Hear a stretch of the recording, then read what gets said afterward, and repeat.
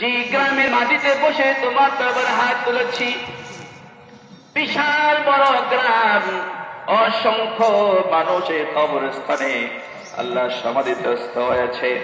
ওগো মালিক, তাকিয়ে দেখো, কদম দুঃখনী মাকে কবরের ভিতরে রেখে আল্লাহ বাবাকে জন্মের মতো কবরে রেখে মাছি দিয়ে বাবা চেহারা ঢেকে দিয়ে কলিজার ভরা দুঃখ বেদনা নিয়ে তোমার দরবারে হাত তুলেছে রে মাওলা।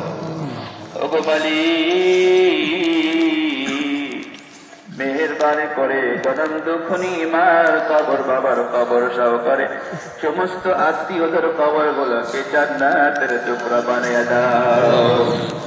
হায় আল্লাহ তাআলা, ওগো মালিক, কত টাকায় না খরচ করলাম, যদি জনম দুঃখনী মা বেঁচে থাকতো রে মালিক, তাহলে মায়ের গায়ে সুন্দর শাড়ি জড়াইয়া দিয়া আল্লাহ ঈদের দিন মাকে সালাম করে দোয়া করে আসতে পারতাম।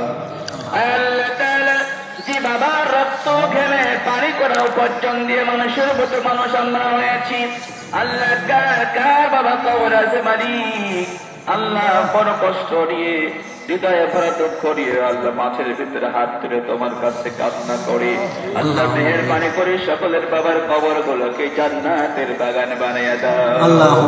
আল্লাহ তাআলা, কে যেন আমার মতো সন্তানকে কবরে রেখে, কলিজার টুকরা সন্তানকে কবরে রেখে তোমার দরবারে হাত তুলে ধরেছে, আল্লাহ মেহেরবানি করে আল্লাহ সন্তানদের কবর আযাব গুলোকে তুমি মাফ করে দাও।